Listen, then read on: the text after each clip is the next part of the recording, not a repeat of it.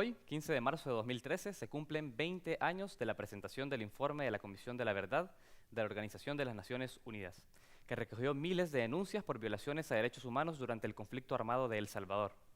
El informe dio nombres y cifras, consignando que el Estado salvadoreño implementó una estrategia de represión hacia la población civil que se denominó Tierra Arrasada. Mandos del ejército de aquella época han negado sistemáticamente que tal estrategia existió y afirman que siempre lucharon contra un enemigo armado. La Comisión de la Verdad también se refirió a los escuadrones de la muerte, poniéndoles nombre y apellido a algunos de sus instigadores y financistas. La guerrilla del FMLN también es señalada por prácticas como secuestros y ataques a la infraestructura, que afectaron a la población civil. También se les señala por reclutamientos forzados y otras cuestiones. Y por supuesto, hay casos emblemáticos detallados en ese informe, como el asesinato de Monseñor Óscar Arnulfo Romero, la masacre del Mozote o la de la UCA, asuntos en los que aún nadie encuentra un consenso en cuanto a la resolución. Hoy tratamos estos temas con Mauricio El Chato Vargas, ex general de la Fuerza Armada. Después de 20 años de finalizada la guerra en nuestro país, francamente, más que ahondar en diferencias, lo que nos interesa es hacer un esfuerzo por comenzar a sanar heridas y buscar puntos de encuentro. Soy Saúl Hernández Alfaro, bienvenidos a Francamente.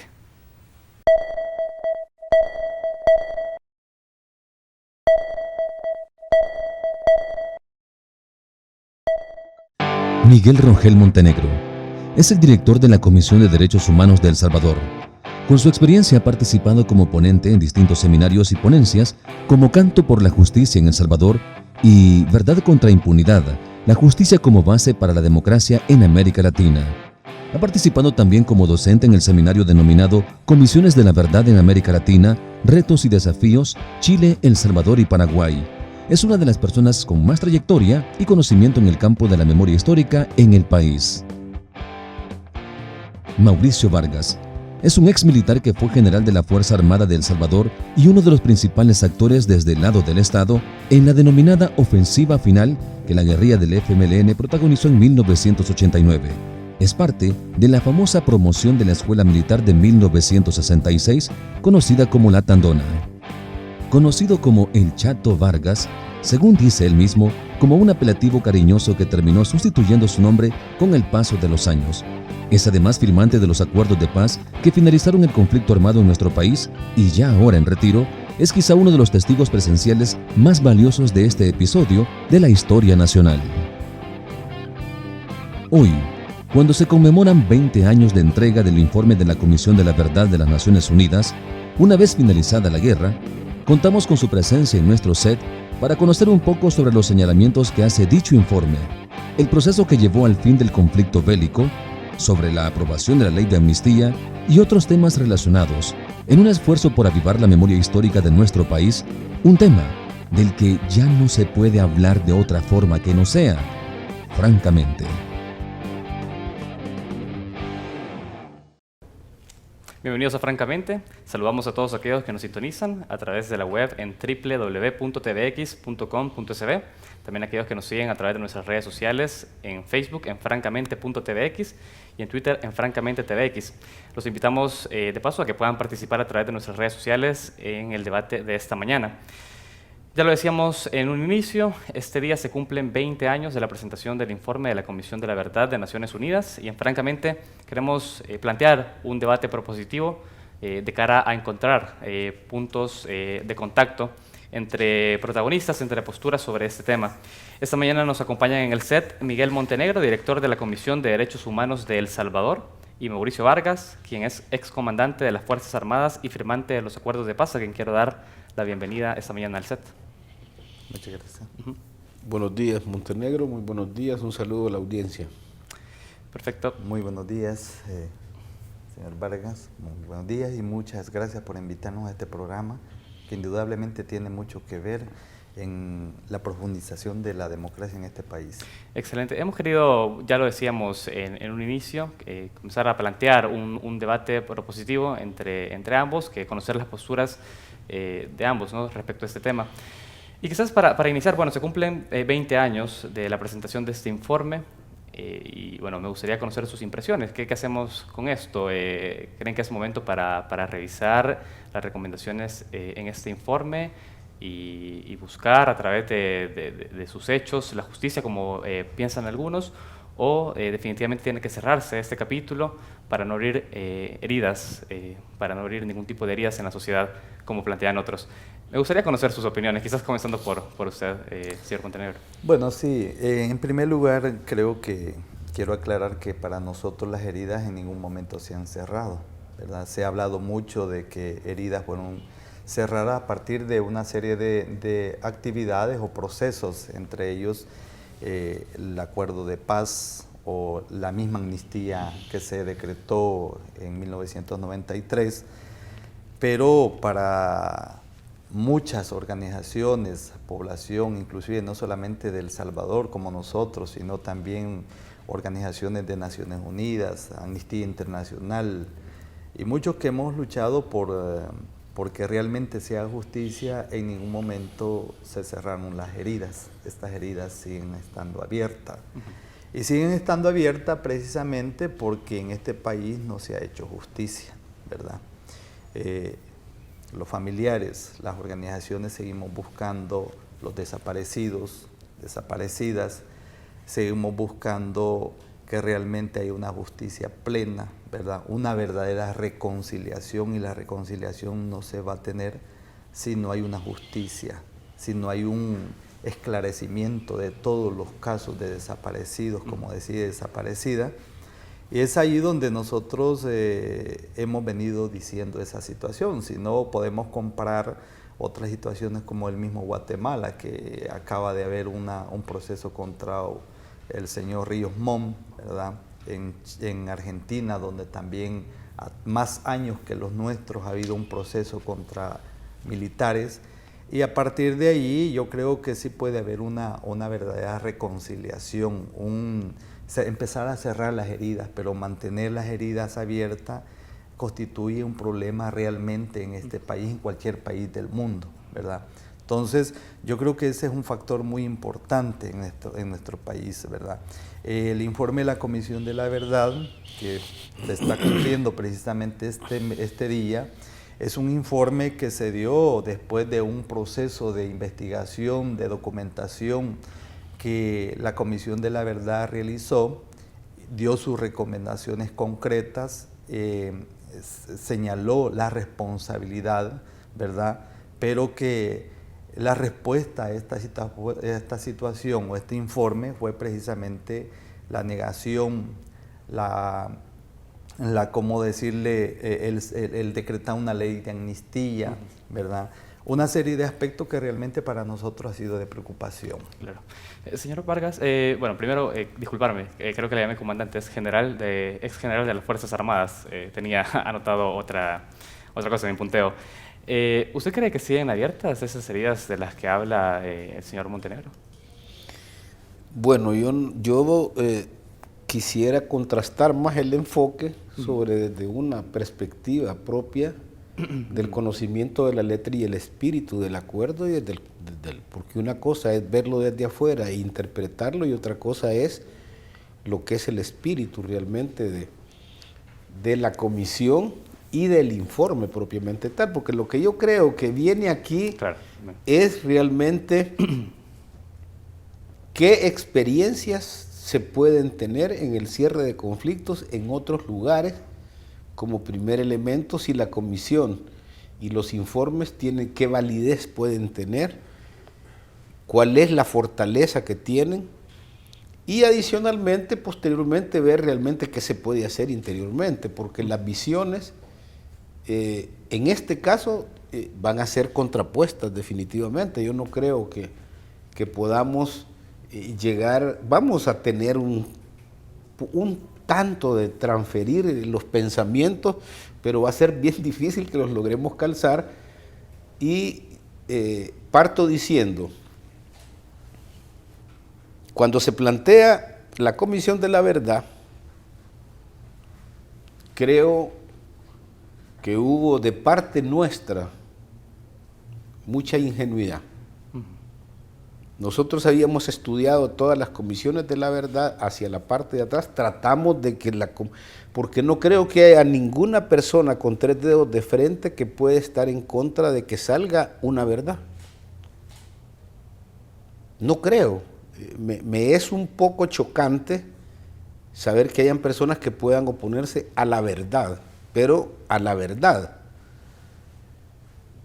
Entonces, claro, ahí se configura todo el esquema, y el esquema tiene básicamente elementos sociológicos y políticos. Y dentro de los mismos hay 3 elementos claves: la reunificación, la reconciliación, que eran objetivos claros, y adicionalmente tenía la no jurisdiccionalidad de dicha comisión. Estos 3 elementos se sacan de las conclusiones que habíamos sacado de todas las comisiones de la verdad que se tenía, en las cuales con sus aciertos y desaciertos podíamos obtener un grado de experiencia. Adicionalmente,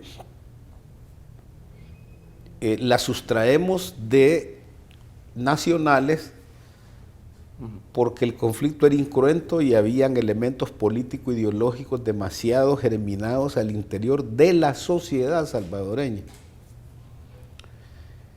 Y no creíamos que hubiese personas que iban a caminar en ello, o si caminaban podrían estar contaminados por el propio conflicto y la propia elemento.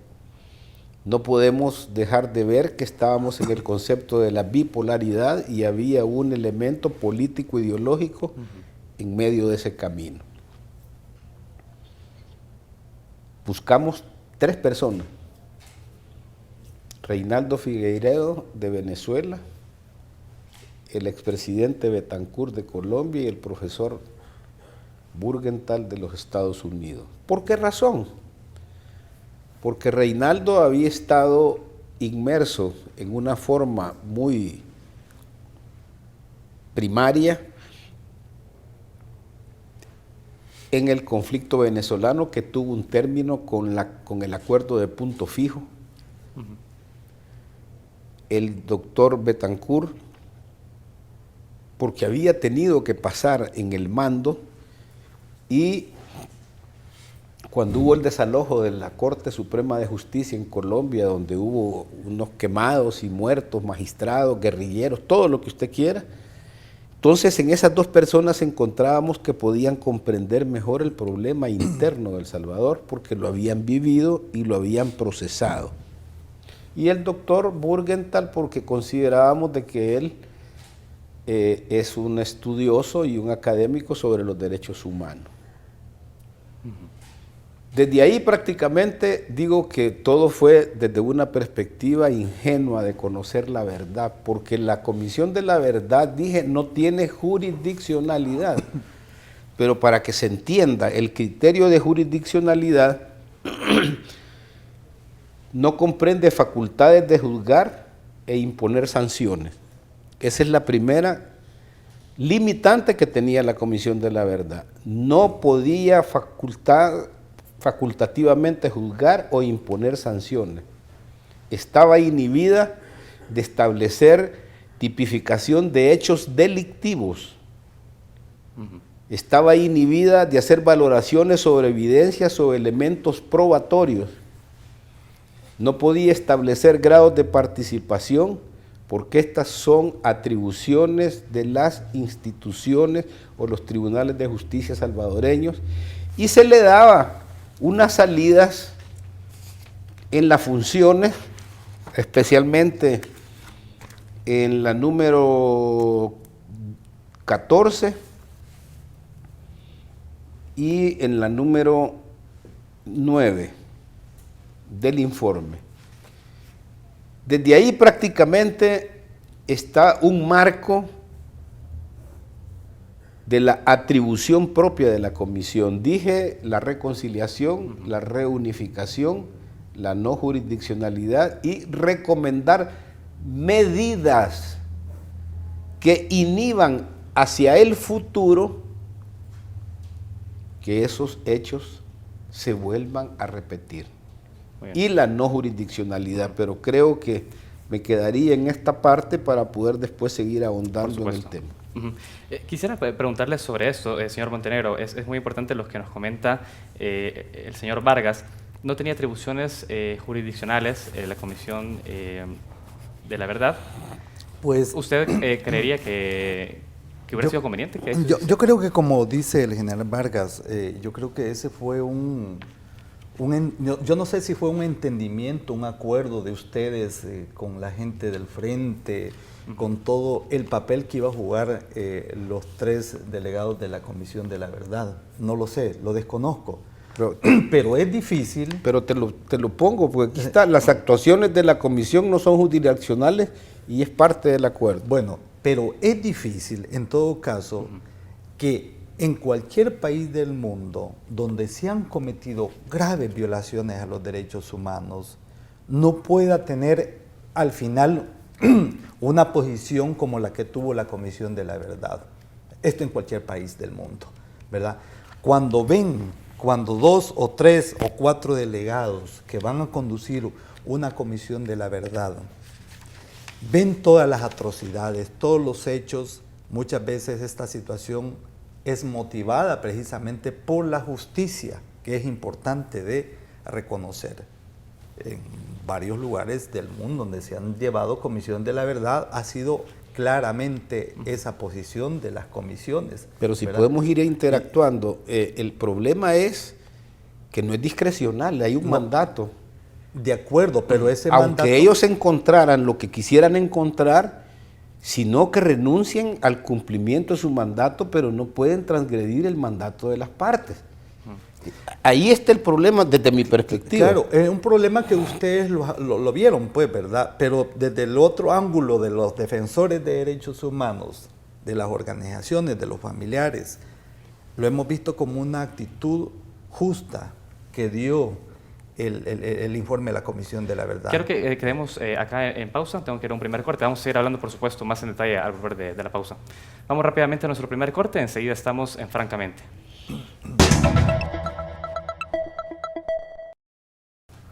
Continuamos en Francamente. Esta mañana hablamos a 20 años del informe de la Comisión de la Verdad de Naciones Unidas.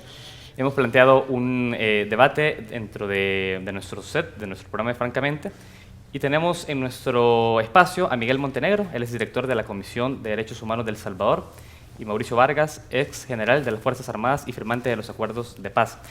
Habíamos quedado antes de ir a la pausa sobre su postura sobre las atribuciones jurisdiccionales de la Comisión de la Verdad. Se había comenzado a hablar ya de establecer un intercambio más bien de posturas, pero me gustaría que pudiera ahondar sobre su postura respecto a este tema. Sí, como decía, yo creo que es importante que desde el punto de vista de las organizaciones de derechos humanos, de los defensores y defensoras, desde los que buscamos la justicia, la posición nuestra es totalmente diferente, pues, ¿verdad? Inclusive, dentro del espíritu de lo que se habla o lo que se planteó, fue precisamente la situación misma de la reconciliación, que para nosotros es muy importante.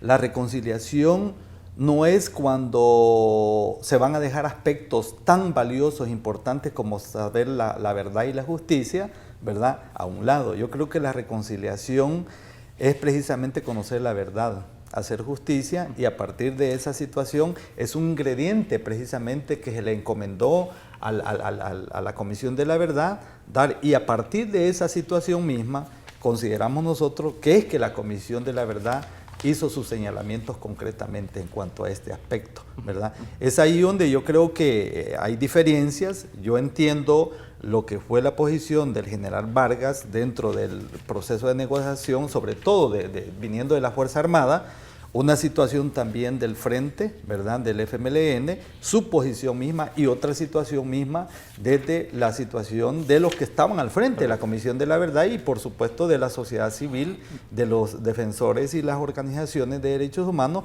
en cuanto a un resultado muy importante. Yo creo que es importante de reconocer ese informe, porque para nosotros el informe fue contundente, claro, ¿verdad?, y que no se retomó aspectos que hubieron de recomendaciones hasta hoy en día, son de las situaciones que en estos momentos nosotros estamos discutiendo, porque independientemente a estas alturas decir una situación que no estaba acorde a lo que estaba establecido a un informe de la Comisión de la Verdad, al final fue validado ese informe final. Ese informe de la Comisión de la Verdad fue validado pues hasta hoy en día, ¿verdad? Señor Vargas, sí, quisiera conocer su postura sobre esto, porque ambos han establecido dentro de este debate la palabra la búsqueda de la verdad. Usted decía en su primera intervención que una persona con 3 dedos de frente, por supuesto, que buscaría la verdad en ese proceso. Ahora, ¿cómo encontrar la verdad o cómo buscar esa verdad a la luz justamente del informe? ¿Es posible hacerlo haciendo recurso de este material? Mire, yo personalmente, primero aclaro algo. Sí. No comparto con el licenciado Montenegro, primero que porque ellos encontraron algo o porque la sociedad reclamaba algo, fuéramos a estar fuera de lo que es el acuerdo de las partes. El acuerdo de las partes es la base a través de la cual iba a caminar y a desarrollarse el proceso. Cuando hay una solución política, la paz es el costo que asume el Estado y la sociedad. Y ahí tienen que determinar qué es lo que quieren, justicia o paz. Que no se pueden conseguir ambas a la vez, no se pueden, es imposible en la solución de conflictos desarrollar, porque hacemos todo un criterio que es válido desde la perspectiva de los derechos humanos, eso es válido, pero no es lo que las partes concordaron, porque el licenciado Montenegro dice, el general desde la perspectiva de militar, no, yo estaba como un negociador. Y esto fueron 28 meses, 3 días que se llevó. No es un acuerdo de 5 pícaros reunidos para mantener la impunidad. Se buscaba la paz del país. Y se tenía que pasar por ciertos elementos básicos del mismo. Y eso está firmado por el FMLN, está firmado por el gobierno de El Salvador de ese momento y está firmado por los partidos políticos que son la representación de la sociedad, porque nuestro Estado es republicano y representativo. Y la COPAS envía un documento al secretario general y le dice, en una de sus partes, le menciona al secretario general que desearía que ese informe fuera más apegado a la realidad. Y insiste, porque ellos estuvieron en México antes de las reformas constitucionales, estuvieron en México y estuvieron en acuerdo en adoptar las reformas constitucionales en función de todos los elementos que se habían planteado en la base del acuerdo. Y el secretario general le consulta, miren, hay cosas que solo el tiempo da la oportunidad de decir. Y qué bueno. Yo me pregunto, bueno, pero si los españoles hicieron esta situación la hicieron ellos entre los socialistas y los franquistas en la Guerra Civil Española, y llegaron a ese acuerdo, que es la base fundamental del radar que nosotros tomamos para evitarlo. No podíamos hacerlo de Venezuela porque había una inserción directa, no podíamos hacerlo de Argentina porque Raúl Alfonsín tuvo que renunciar, no podíamos hacerlo de Uruguay y lo de Chile porque tuvieron que ir a un plebiscito, nosotros no lo teníamos. Y nuestro sistema es republicano y representativo, había que reformar la Constitución. Hay muchas cosas que se pueden discutir, pero yo lo que quiero decir con claridad es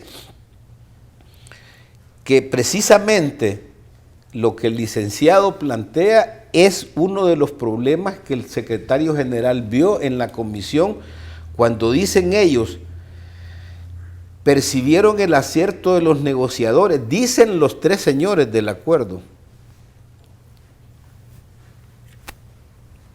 al sustraer el estudio para preservar la credibilidad de la comisión a 3 extranjeros. Dicen pasando por encima de consideraciones de soberanía. Desde ahí, como le digo, miren, ahí vienen todos los problemas de la distorsión y mi enfoque está más que todo, no es en sí, es si este documento puede ser utilizado o no puede ser utilizado, o podemos buscar nosotros en el eje transversal de toda la negociación encontrar realmente lo que podemos desarrollar. Muy bien. Vamos a dejarlo con esa propuesta, porque también es importante lo que menciona. Por supuesto que la postura del general Vargas es importante porque él estuvo dentro del espacio de negociación y es lo que él decía, es una situación diferente al estar al interior de este proceso que de una mirada externa. Quiero escuchar su postura, señor Montenegro.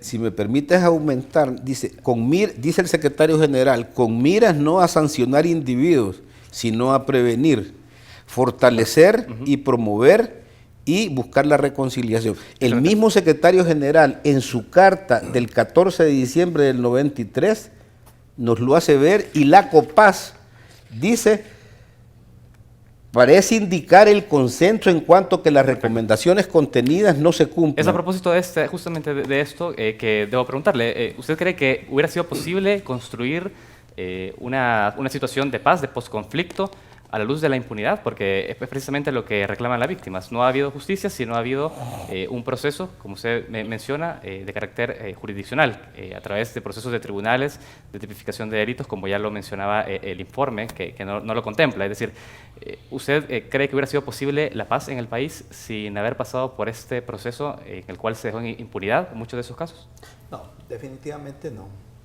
Yo creo que lo que ha señalado el general Vargas me parece muy importante, y por eso digo, desde el punto de vista de los que negociaron este proceso, porque quiero aclarar algo, es que está claro, fue un proceso de negociación con urgencia para encontrar la paz, ¿verdad?, en este país. ¿Quién no quiere la paz en el mundo, verdad?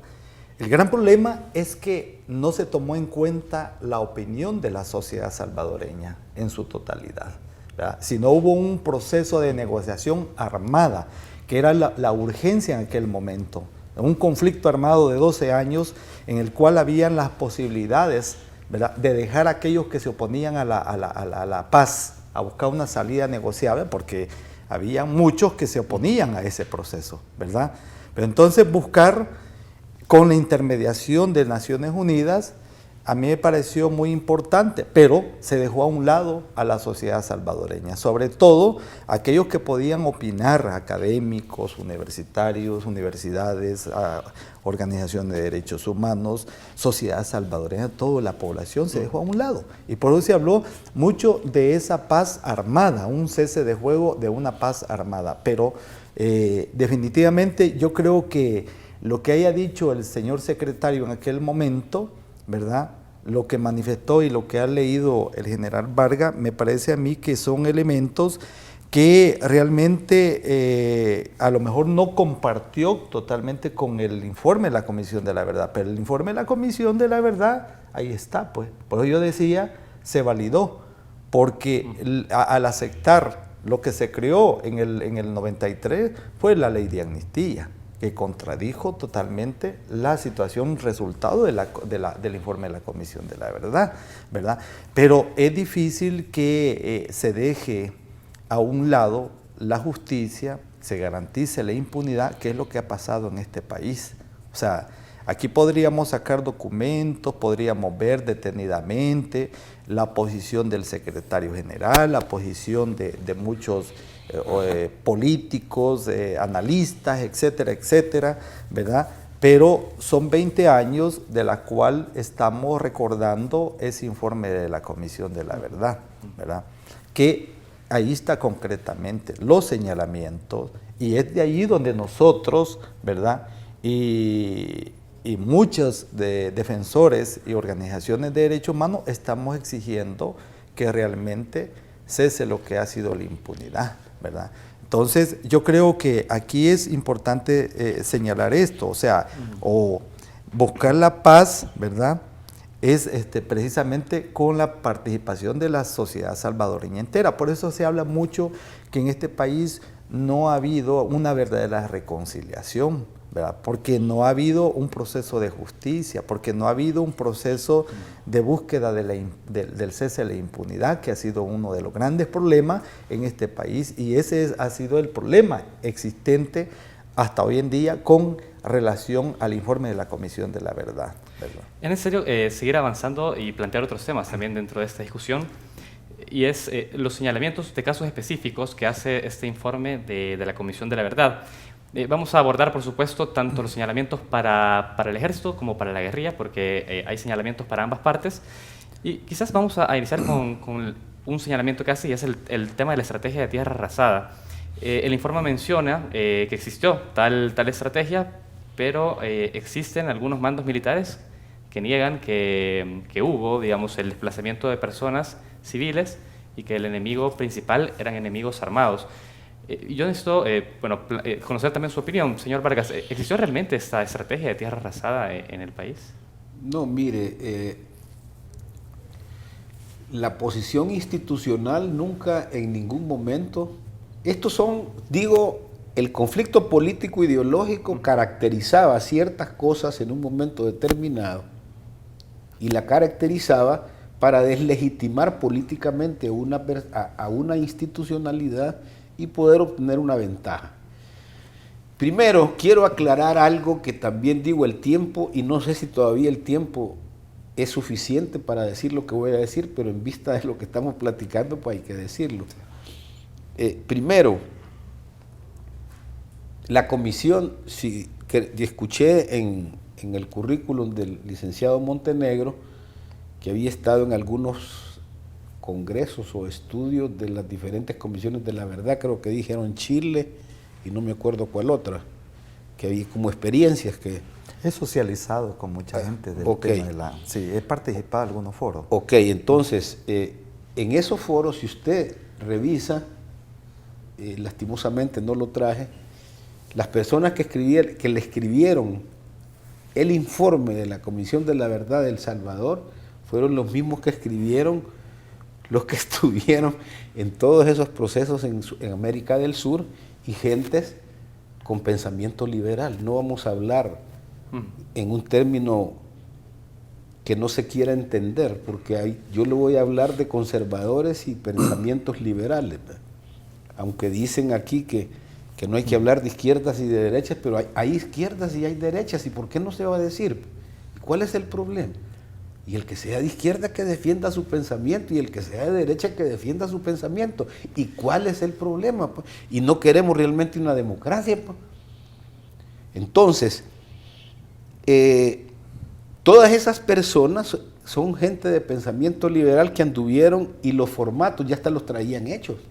Y solo, como esas plantillas de los abogados, ¿verdad? Que solo había que meter nombres y cosas porque prácticamente cuando venimos a cotejar, yo fui 8 días antes de que saliera el informe de la Comisión de la Verdad y nos reunimos con los 3 comisionados en el hotel.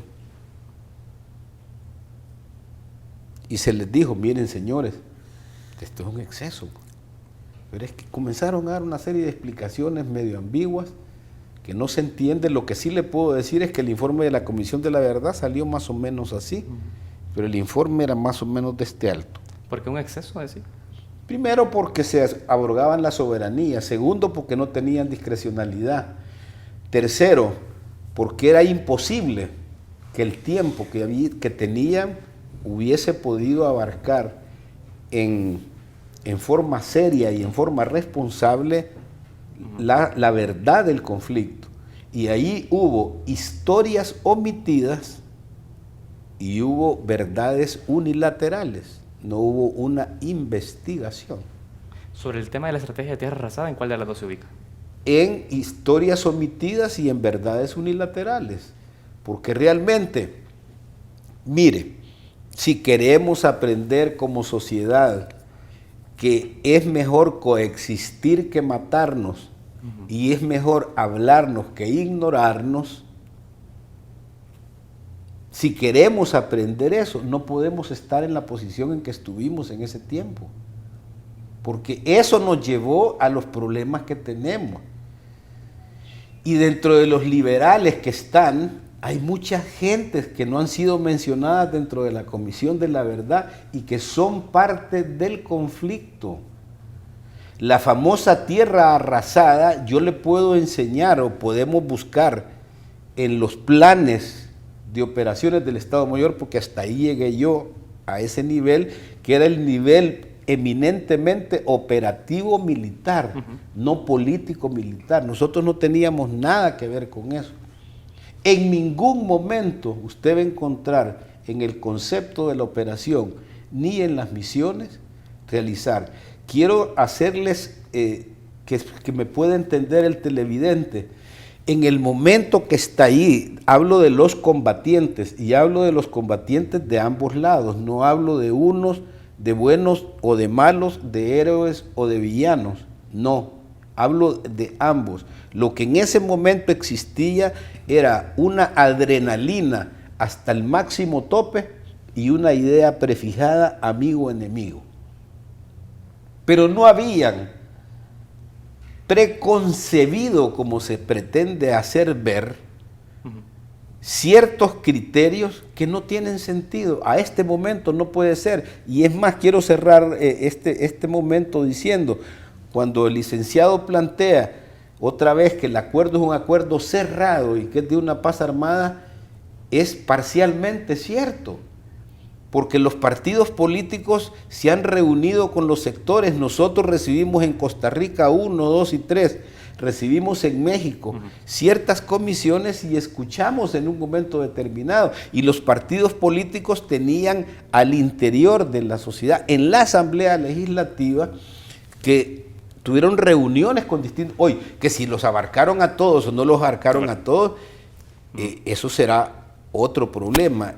Y reitero, el informe desde mi perspectiva, aunque usted dice que está validado, pero quedó cuestionadísimo, súper cuestionado. Y cuando usted habla que dice que la amnistía se contrapuso a esto, fue precisamente producto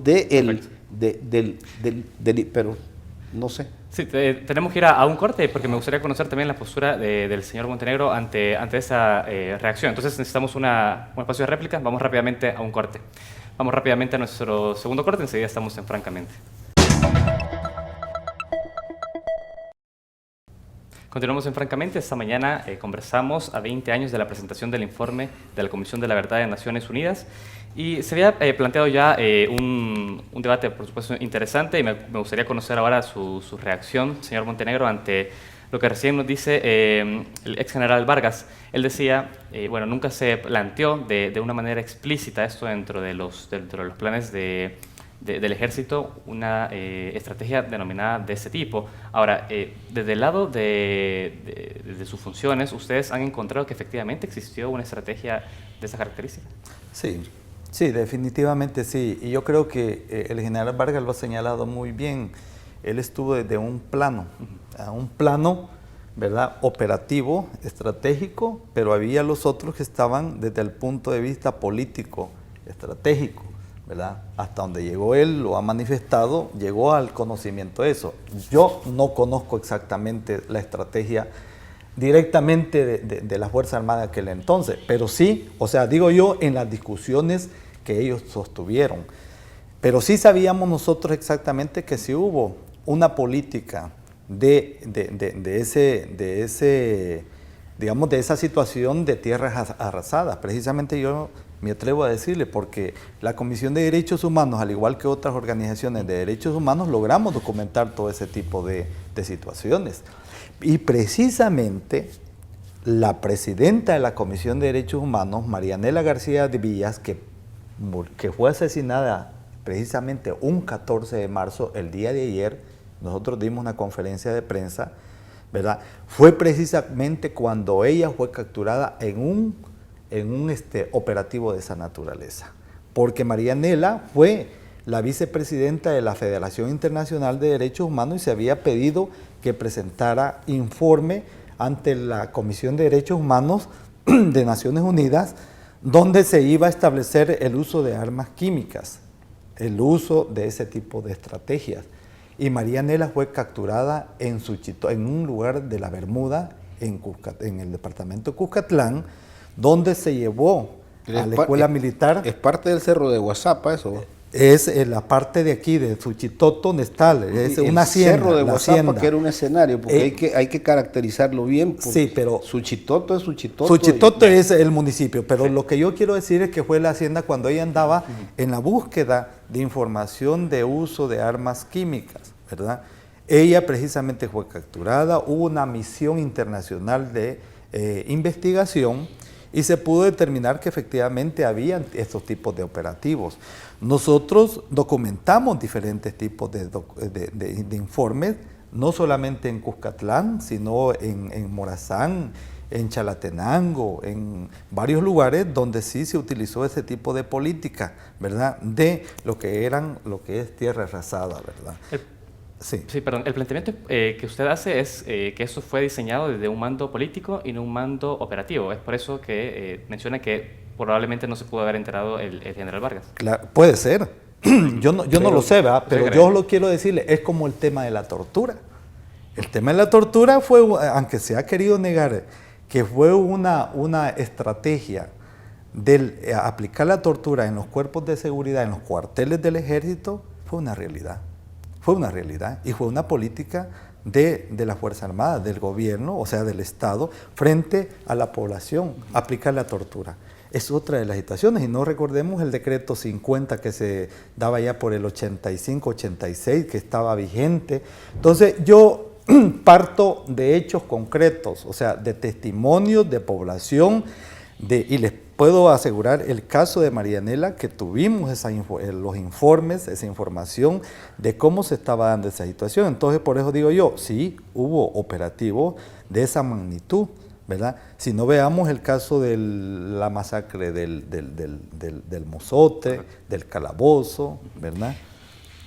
¿Su reacción antes? Primero, puntualizar para no entrar y no comer mucho tiempo, sino que por factor del tiempo y que podamos participar y darle mejor información. Primero, lo que yo traté de plantear en el inicio, en la separación, es que los planes de acción son desarrollados en el Estado Mayor. Y es lo que está institucionalizado como parte de la operación. El Ministerio de la Defensa es el elemento político-militar del Estado, del gobierno, es del Poder Ejecutivo. El Estado Mayor no es del Poder Ejecutivo. Está supeditado a la Comandancia General de la Fuerza Armada, el presidente constitucional como comandante. Yo fui jefe de operaciones, yo escribí planes, pero que me vengan a decir que habían agentes químicos, pero por favor, me parece un exceso. Es más, ya vamos a estar igual que lo que pasó con este señor Saddam Hussein, que lo derrocaron también por agentes químicos y la bomba atómica, pero nunca salió, ¿verdad? Hoy se puede estar diciendo eso, pero deberíamos de tener, aunque sea la duda razonable de que hubo o que pudiese haber existido agentes químicos. Si el elemento más avanzado que salió en el conflicto fueron los famosos cohetes tierra-aire que los trajo el FMLN a través de Nicaragua, vía Rusia, vía Nicaragua. Eso es lo más avanzado en tecnología. De ahí habían lanzacohetes Low, pero agentes químicos, solo falta que se le ponga el fósforo blanco, biológico, no teníamos napal, no había. El fósforo blanco se utilizó. No había napal en El Salvador, no existía. ¿Dónde está registrado que existió efectivamente el uso de napal? Sí, el napal en la zona, sobre todo en la zona de Guazapa, esa zona se utilizó, sí. Fue utilizado lo que fue el fósforo blanco, el napal, los resultados dentro de la población, se hizo estudio médico, ¿verdad? Donde efectivamente se podía deducir la situación misma de ese. Yo no sé la validez de los informes, licenciado, y lo respeto aunque no lo comparto y lo rechazo, porque yo, además, ya cuando estuve en una jerarquía mayor, tuve la administración de la asistencia de seguridad para el país, donde se hace toda la logística, y en mi vida yo vi un elemento de napal traído como una concepción institucional o que se hubiese utilizado. Yo no sé cuál es la capacidad que teníamos en el país para poder determinar esa situación o no, porque del fósforo, si las granadas de humo, las mismas granadas de esas de cántaro, las granadas israelitas, todo eso tienen esos elementos y componentes. Yo no quiero deslegitimar bajo ningún punto de vista, sino que quiero expresar mi visión, por supuesto, la cual respeto definitivamente, licenciado, y le digo, yo no lo encontré, ni lo vi, ni vi que se usara, y mucho menos que se adquiriera ese tipo de elementos al interior de la Fuerza Armada. ¿Es posible que esa información pueda haberse, pasado de largo o algunas estructuras del ejército no pudieron haberse dado cuenta de la aplicación de ese tipo de estrategias? Muy difícil, es muy difícil. Si es oír un trancazo de esos y ver toda una concepción. Si eso abarca, es una bomba de napal, abarca kilómetros de kilómetros, no deja. Pero no necesariamente. No, claro que sí. Yo por lo menos en el estudio profesional que yo tengo y el que conozco de armas, le puedo decir que una bomba de napal se puede arrastrar pasando de Chalatenango hasta la costa de la Libertad, si son 100 kilómetros lo que tiene. Vean los usos del napal en Vietnam, donde eran pantanos, no era talpetate como la tierra de nosotros. Y eso giraba, y usted tiene todas las características dependiendo de la dimensión, pero no quiero entrar en aspectos técnicos, sino que decirle concretamente, mire, testimonios de parte interesada, fábricas de testigos, industrias del victimismo, son problemas que todavía subsisten en la sociedad y que son parte de la impunidad. Adicionalmente, dije, cuando hay dos partes en conflicto, habemos una serie de elementos que somos parte del problema. Pero aquí el enfoque es un antimilitarismo visceral, eso es todo. Señor Montenegro, ante esto, ¿cuál es su reacción? Y también él ha mencionado algo importante, dice que todavía quedan en la sociedad esos elementos que han sido productos de la impunidad, elementos, por supuesto, de denuncias de la ciudadanía. Es decir, hay muchos elementos que han quedado y que el mismo general reconoce que han sido producto de la impunidad. Ahora, ¿cómo se avanza en justicia o cómo se avanza para poder reconciliar esos aspectos? Es que es bien complicado. Bueno, aquí como decíamos, no nos vamos a poner de acuerdo definitivamente, ¿verdad? Porque yo entiendo y créame que yo reconozco su valentía de estar en estos programas. Yo he hablado con muchas personas que usted ha puesto su cara, ha mostrado su posición, mientras que otros militares de la famosa Tandona no lo ponen porque tienen temor, porque tienen miedo. ¿Y sabe por qué yo lo digo? Y no es que es una cuestión miserable o lo que sea contra la Fuerza Armada. Lo que pasa es que la Fuerza Armada o estaba consciente, los elementos de la Fuerza Armada estaban conscientes de lo que estaban haciendo o estaban claros de la política frente a esa situación que se estaba viviendo. Pero nosotros no es que quisiéramos atacar a la Fuerza Armada, queríamos señalar todas las situaciones que se estaban dando, el engaño, la mentira, todos los hechos. Y mire, yo le voy a comentar algo, le voy a poner algo. Por ejemplo, el uso de los escuadrones de la muerte y la tortura. Yo traigo acá y trato de enseñar, este es un caso concreto de estos jóvenes que fueron capturados, ¿verdad? Y se puede ver, apreciar concretamente cómo estos jóvenes son capturados por elementos de un cuerpo de seguridad, ¿verdad? Y estos jóvenes son puestos de esta manera, ¿verdad? Son tirados, registrados, Y luego de esto, ¿verdad?, se puede notar que son entregados a grupos de escuadrón de la muerte, ¿verdad? Como aquí se puede apreciar claramente esta situación, ¿verdad?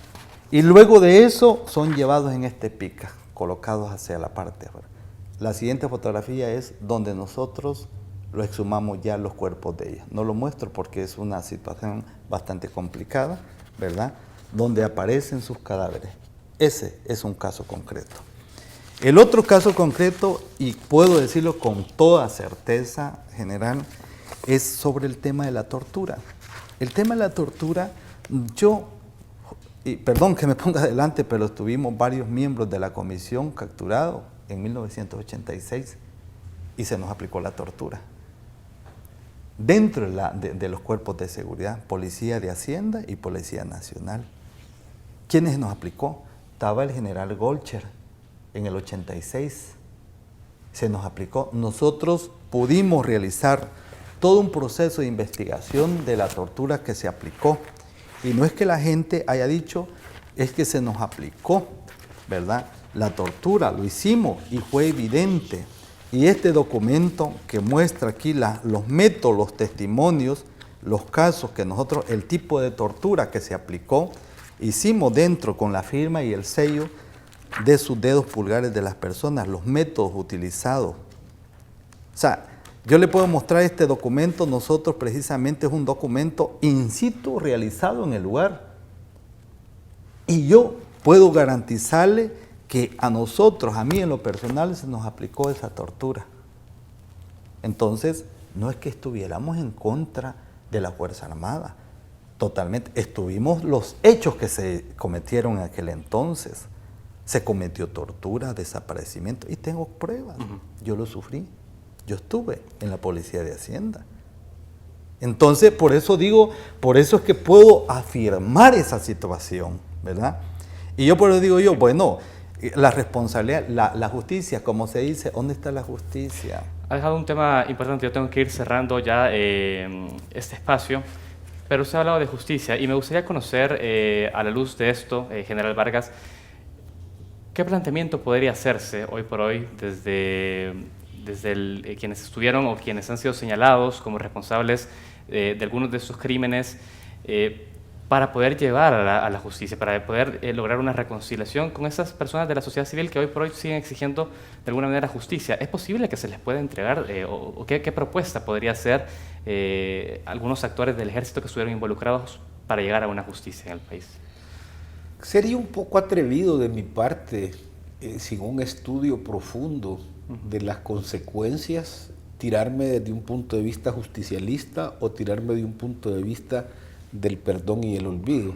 Yo personalmente, en un término bastante general, lo que yo cuestiono no son hechos puntuales. Primero se habla de la seguridad pública, pero se mezcla lo que es Fuerza Armada con la seguridad pública y seguridad pública igual que Fuerza Armada, etc. Y digo que no hablo de aspectos puntuales por una tan sola razón.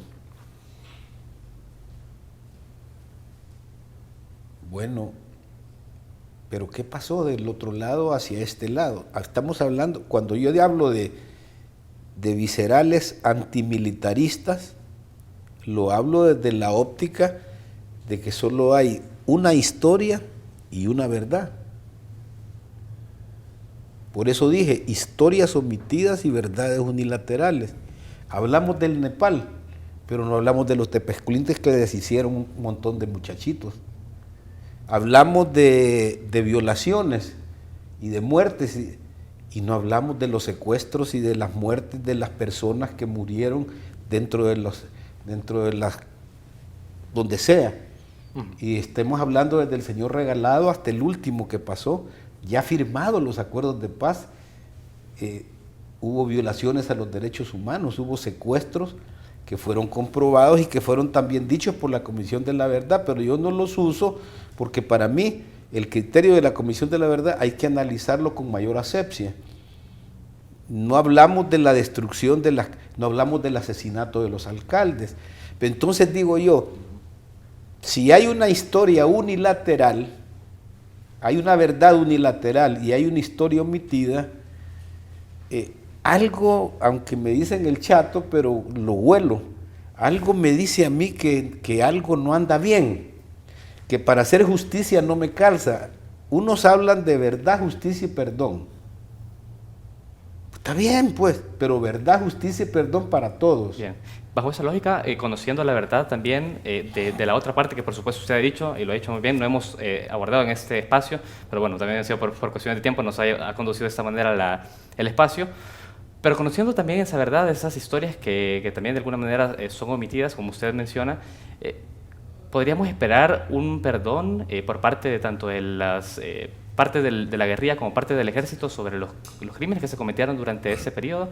¿Es posible en algún momento poder escuchar las voces pidiendo perdón hacia la sociedad por esos crímenes que se cometieron al margen de el contexto bipolar y el conflicto de la Guerra Fría? Es que no sé, porque yo no puedo responder por el criterio de muchos, porque aquí han pasado 30, 40 años y ha seguido el enfoque sobre la misma dirección. Hay gente que es depurable y hay gente que es incorregible. Entonces, ¿de qué estamos hablando? Por eso hablé yo de enfermizos antimilitarismo, porque yo realmente, si se trata de la verdad, busquémosla. Busquémosla, pero para que la conozcan y no. Yo no creo, y aquí es donde dije yo que era bien difícil que nos pudiéramos encontrar en el camino con el licenciado, no creo que el carácter punitivo sea el que nos va a llevar a la reconciliación y la reunificación. No lo creo, no lo veo, no lo alcanzo a apreciar. Ese es... Buenísimo, perfecto. Vamos a cerrar el espacio con esto último que acaba de mencionar el general Vargas. ¿Es posible encontrar entonces la justicia bajo ese supuesto? Es decir, sin poder avanzar hacia un proceso judicial, un proceso penal, digamos, con un perdón, ¿será posible solucionar los problemas o las deudas que están con la sociedad? Es que eso es lo que pedimos nosotros. O sea, cuando nosotros hemos hablado con muchas de las organizaciones y familiares de víctimas, es que los familiares no están pidiendo un encarcelamiento total ni todo, es que reconozcan la responsabilidad, ¿verdad? Yo creo que eso es importante, es por ello que nosotros queremos conocer la verdad, aunque ya la sabemos, queremos escuchar la verdad, queremos justicia y eso empieza a partir del pedir perdón, pero lo último que hemos visto es que es una actitud de algunos, por eso yo decía, reconozco a usted porque usted ha estado en este tipo de debates, sigue explicando, hablando, pero hay otros que se esconden, tienen miedo y cuando dan sus declaraciones las dan de una manera como que estuvieran en aquel entonces y todavía tienen la razón, ¿verdad? Tienen la razón de lo que hicieron, entonces no hay vergüenza, no hay perdón, no hay reconocimiento que se equivocaron. Y yo creo que el ser humano cometemos muchos errores, equivocaciones, pero también Dios nos da la posibilidad de pedir perdón. Yo quisiera... Ese es lo importante, saber reconocer los errores por lo que atravesó y pedir perdón. Ahí es donde nosotros estamos viendo, yo creo que se puede, pero no se puede si se está tratando de olvidar o decir que aquí las heridas están cerradas. Mire, yo siento de que aquí, es que hay muchos que sí están hablando de eso. Inclusive hay políticos, ¿verdad? Y lo que usted decía, hay dos cosas, la derecha y la izquierda, eso está claro en el mundo, ¿verdad? El ser humano está conformado por dos partes, la derecha y la izquierda, ¿verdad? El olfato derecho e izquierda. Es de reconocer esa situación. Una cosa son las cuestiones ideológicas, que son diferentes, ¿verdad? Es otra cosa. Entonces, pero a mí sí me parece de que a partir de ahí esa misma situación es digno de reconocer nuestros errores y decir, ok, de acuerdo. Entonces vamos a empezar a caminar, pero como decía, hay políticos, perdón la expresión, pero es verdad, que son más perversos que saber qué. Así es, y que utilizan, y eso lo hemos visto en muchas ocasiones. Yo solo preguntaría y dejaría una pregunta flotando, más que todo para la audiencia y para ustedes dos, porque yo la tengo. Si fuéramos al carácter punitivo, ¿qué pasaría con el FMLN como partido político que se desarrolla por decreto legislativo a través de un acuerdo del cual estamos configurando una parte? que es la famosa Comisión de la Verdad. Pero en el acuerdo global, ahí no podemos separar la Comisión de la Verdad de todo el contexto. ¿Qué pasaría con el FMLN como partido político? Donde ha llegado a ser la primera fuerza porque hubo una reforma al sistema político representado por los partidos, por el sistema de partidos políticos que permitieran en un momento dado otros elementos del factor económico y social. Pero él dice, no hay políticos muy avesados que en un momento determinado nos hayan sorprendido. Pero mi pregunta es, ¿qué pasaría si nos vamos por el otro lado? Yo no hablo de los derechos humanos, hablo de el carácter punitivo y no el carácter de la amnistía. Y la amnistía se ha pretendido hacer ver como que es la mente de unos perversos que se inventaron el criterio de la amnistía, cuando en la historia de la humanidad el término de conflictos como los nuestros, ninguno ha dejado de pasar por el criterio de la amnistía. Vamos a cerrar con esa reflexión. Por supuesto que desde este espacio vamos a tratar de responder a esa interrogante con otros actores, que también va a ser interesante porque es una postura totalmente legítima que necesitamos conocer. Ahora, yo creo que han quedado también puntos en contacto. Se ha hablado de la necesidad también de poder avanzar en el reconocimiento de acciones y poder avanzar en el perdón. No habla él de actos de llevar a cárcel, pero sí poder reconocer la verdad a través del perdón, que podría ser un elemento que lo dejo para futuras discusiones también. Y pero el Estado no pidió perdón, pues. El Estado ha pedido perdón, por supuesto, pero él ha hablado de actores el puntuales. Estado, y no el Estado es el responsable de sus instituciones. Claro. Si aquí no somos las personas, si yo no anduve porque era el Chato Vargas, el guerrero que quería andar metido allí, Claro. yo estuve ahí porque era un miembro de la institución armada, pero es una institución del Estado. Excelente. Ha quedado clara la postura. Creo que él se refería a los responsables puntuales de los hechos, Bueno. pero les agradezco a ambos la visita esta mañana. No, gracias, Bueno, Montenegro, Gracias por a ustedes por también. haber estado Gracias. con usted. De acuerdo. Muchísimas gracias. De acuerdo. Y también gracias a ustedes que nos acompañaron esta mañana. Nos vemos el próximo lunes a las 6:30 acá en TVX. Muchas gracias.